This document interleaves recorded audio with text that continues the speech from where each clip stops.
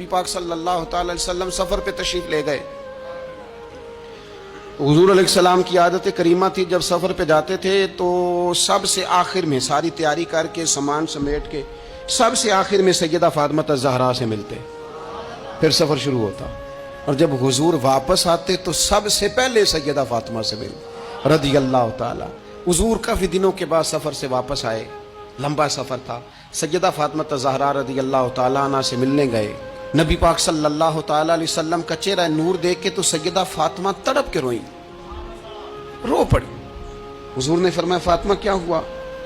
عرض کرنے لگی یا رسول اللہ، تھکاوٹ کے اثرات میں آپ کے چہرے پہ دیکھ رہی، اور حضور کپڑے یوں لگتا ہے بڑے پرانے پہنے ہوئے آپ نے، حضور اتنی مشقت کیوں کرتے ہیں آپ، اتنی محنت، اتنی جدوجہد؟ حضرت فاطمہ الزہرا فرماتی ہیں حضور نے مجھے تھپکی دی اور فرمایا فاطمہ رو نا۔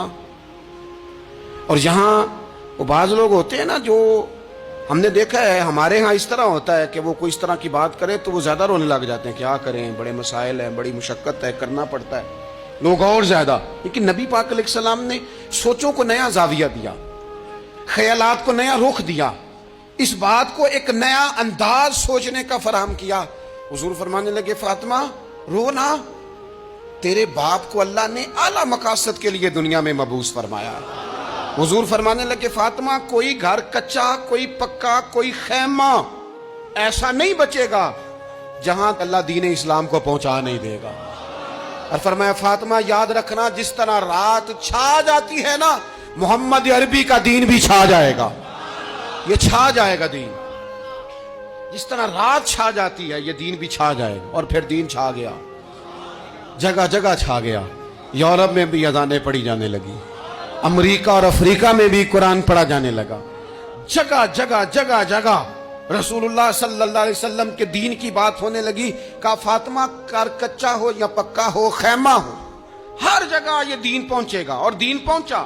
دوستو کمزوری وقتی طور پر ہے، حالات وقتی طور پر ہیں، مسلمانوں نہ گھبراؤ، خدا کی شان باقی ہے۔